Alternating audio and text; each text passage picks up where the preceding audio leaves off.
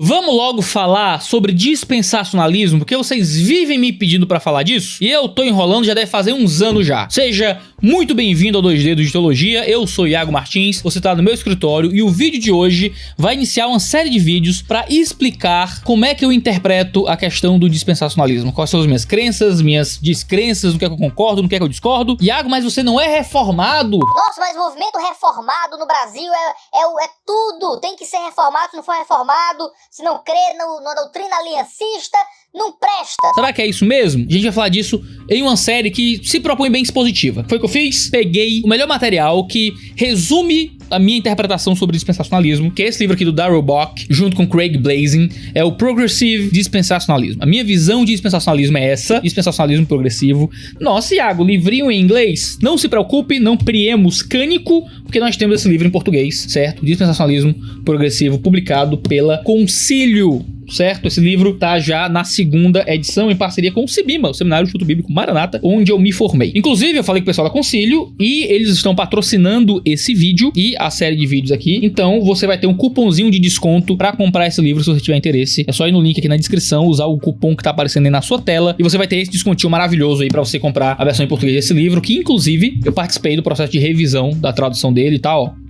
Chuchu beleza. Nesse vídeo eu quero apresentar pra vocês o que é que o Craig Blazing, no primeiro capítulo, fala da história do dispensacionalismo. E eu vou ser, assim, bem fiel ao livro, tá? E eu vou seguir bastante o que tá escrito aqui nesse livro. Eu quero basicamente apresentar o livro pra vocês. Então vem comigo nessa jornada maravilhosa pra falar de dispensacionalismo, hoje, de onde veio e o que é essa doutrina maravilhosa. A significância da presente forma do dispensacionalismo pode ser muito melhor entendida à luz da sua história, pois somente na medida em que conhecemos de onde viemos e como chegamos até aqui é que teremos então uma melhor apreciação do lugar que Deus nos colocou. Então vamos começar falando sobre uma história, sobre a ascensão e a propagação do dispensacionalismo no mundo. O dispensacionalismo, primeiramente, tomou forma no Brethren Movement, no começo do século XIX, na Grã-Bretanha. O Brethren Movement enfatizava a unidade de todos os crentes em Cristo e a liberdade dos cristãos de se reunirem em seu nome sem consideração às divisões sectárias ou denominacionais. Eles rejeitaram o papel especial de um clero ordenado,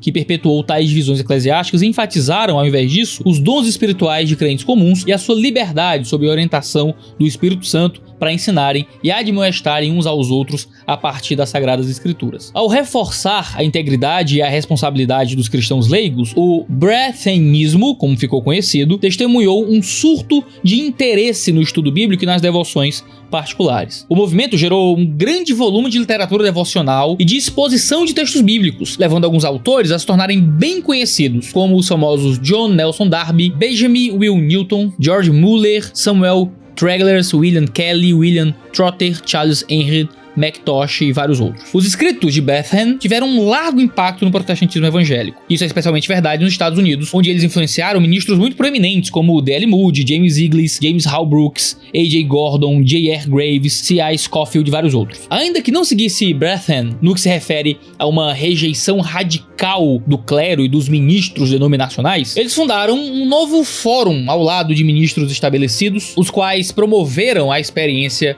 de Brethren para livremente se reunirem em Cristo para adoração e estudo das Escrituras. Isso foi a Bible Conference, a Conferência da Bíblia. Começando com a popular Conferência Bíblica do Niágara, em 1870, várias conferências bíblicas começaram a se espalhar em várias partes do país, começando com o que tem sido chamado de Bible Conference Movement, movimento de conferências bíblicas, pelo começo do século XX. Foi aí que C.I. Scofield, um participante desse movimento, formou uma bancada de professores da Bible Conference e produziu, através da Oxford Press, em 1909, uma Bíblia de referência, que teve uma segunda edição em 1917, que ficou famosa por todos os Estados Unidos e ao redor do mundo. A Bíblia de referência Scofield estava completa de anotações expositivas e teológicas que colocaram uma conferência bíblica nas mãos de milhares de cristãos evangélicos. As interpretações, baseadas nas notas, formaram um sistema reconhecível de interpretação bíblica. Esse sistema logo foi chamado de dispensacionalismo, um rótulo que veio a marcar a tradição que não somente conduziu, como também se desenvolveu a partir da Bíblia de referência Scofield. O termo dispensacionalismo vem da palavra dispensação, que se refere à forma distintiva na qual Deus gere ou organiza a relação dos seres humanos consigo. Tem sido bem comum na história da interpretação bíblica reconhecer diferentes dispensações nas Escrituras, tais como a de Israel, com as suas regulações e cerimônias distintas e próprias, bem como a dispensação da Igreja hoje em dia. Distinguir entre essas diferentes dispensações dispensações pode ser útil no entendimento da complexidade da diversidade bíblica. Dispensacionalistas, no entanto, tiveram algumas visões distintas acerca dessas dispensações que diferiram da maioria dos outros intérpretes das escrituras. Por causa disso, eles eram especialmente marcados com esse rótulo, dispensacionalismo, dispensacionalistas, ao passo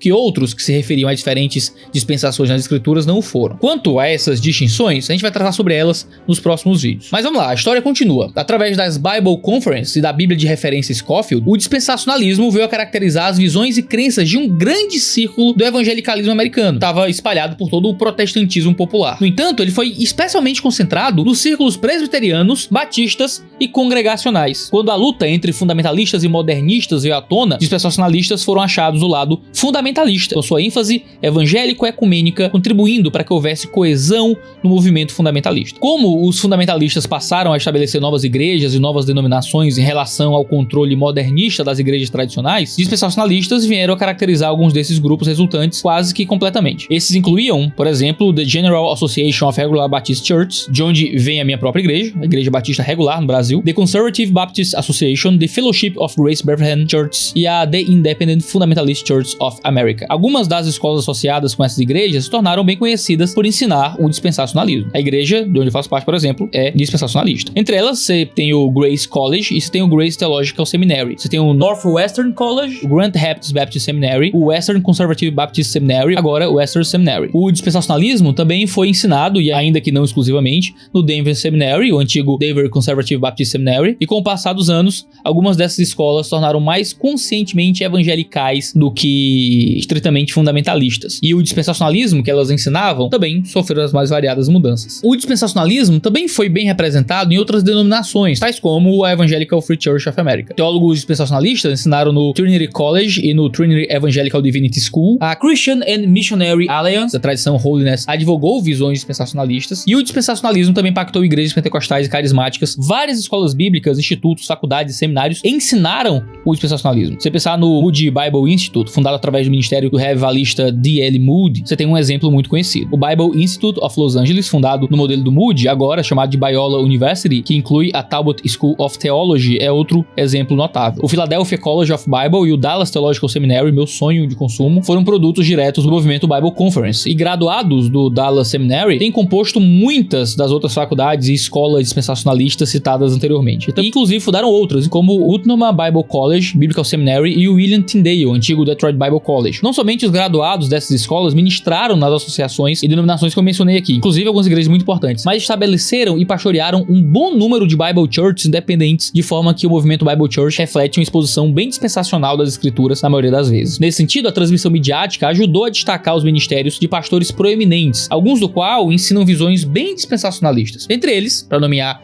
alguns, a gente tem o falecido Donald Gray Barhouse, presbiteriano, o W.A. Criswell, a gente tem Adrian Hodges e Charles Stanley, batistas do Sul. A gente tem o Chuck Swindoll, da Igreja Evangélica Livre. Ministérios populares no rádio que passaram com visão dispensacionalista das escrituras incluíam o do falecido Charles Fuller e a conhecida nos Estados Unidos Old Fashioned Gospel Hour, a hora do evangelho à moda antiga, que levou à fundação do Fuller Theological Seminary. Apesar dele ser profundamente evangelical hoje em dia, as capacidades iniciais do Fuller incluíram os bem conhecidos dispensacionalistas Wilbur Smith e Everett Harrison. A gente tem o falecido M.A. Dehan e o Richard Dehan, Radio Bible Class, a classe bíblica do rádio. O falecido Theodore Epp e o Warren Wisby, no Back to the Bible, de volta à Bíblia. O falecido Vernon McGee, com Through the Bible. E o Old Time Gospel Hour, de Jerry Farrell. E o Insight for Living, do Chuck Swindoll. Dispensacionalistas participaram e encorajaram a fundação das missões de fé, como o Central American Mission, fundado pelo C.A. Scofield. E os ministérios para-eclesiásticos, tais como Young Life, fundado por Jim Haiba. Dispensacionalistas têm ministrado no Campus Crusade for Christ, no Brasil é a CRU, os Navigators, Youth for Christ e a Intervention Christian Fellowship. Temas dispensacionalistas surgiram em alguns materiais de ensino desses ministérios, e alguns dos mais famosos evangelistas, incluindo Billy Graham, afirmaram e ensinaram visões dispensacionalistas. Um dos nomes mais relevantes que nós temos no mundo hoje, que defende explicitamente o dispensacionalismo, é o nome do pastor americano John MacArthur, da Grace Community Church. No Brasil, o dispensacionalismo é representado por várias instituições famosas, talvez a maior delas seja o seminário Palavra da Vida, que tem formado teólogos do Brasil inteiro. Que na minha cidade, a gente tem o seminário Instituto Bíblico Maranata, o CIBIMA, com o Instituto Aubrey Clark de pós-graduação atrelado a ele, que também tem formado ministros em uma perspectiva dispensacionalista e enviado missionários aí pro Brasil inteiro. Em resumo, resumo, o clero e os leigos, que da mesma forma compartilhavam divisões dispensacionalistas das escrituras, podem ser encontrados na maioria das denominações protestantes, agências missionárias e ministérios para eclesiásticos, em vários graus. Desde a sua apresentação nas Bible Conference até os dias de hoje, o dispensacionalismo se expandiu para se tornar uma das expressões mais comuns do cristianismo evangélico. Claro, o dispensacionalismo não é um movimento monolítico. Existe diversidade hoje em dia em suas várias questões de interpretação. No entanto, há características maiores que unem esses diversos elementos em uma tradição muito comum. E são os vários elementos dessa tradição comum que a gente vai olhar no próximo vídeo para falar sobre o que é que junta todos os dispensacionalismos. Quais são as crenças comuns do dispensacionalismo? O que é que dispensacionalistas acreditam? Eu sei que existem dispensacionalistas clássicos, dispensacionalistas revisados, dispensacionalistas progressivos. Eles possuem diferenças, mas o que é que eles têm de comum? Esse é o tema do nosso próximo vídeo. Se você quiser conhecer mais sobre dispensacionalismo, link na descrição aí para você comprar esse livro e cupomzinho de desconto para você comprar mais barato ter na sua casa aí. Esse trabalho que resume bem uma perspectiva teológica que muitas vezes é bem desprezada no Brasil, por mais que represente da crença evangelical comum em solos nacionais e até internacionais. Mas fica ligado que em breve a gente volta para falar mais sobre esse tipo de assunto. Um cheiro no seu cangote e até a próxima.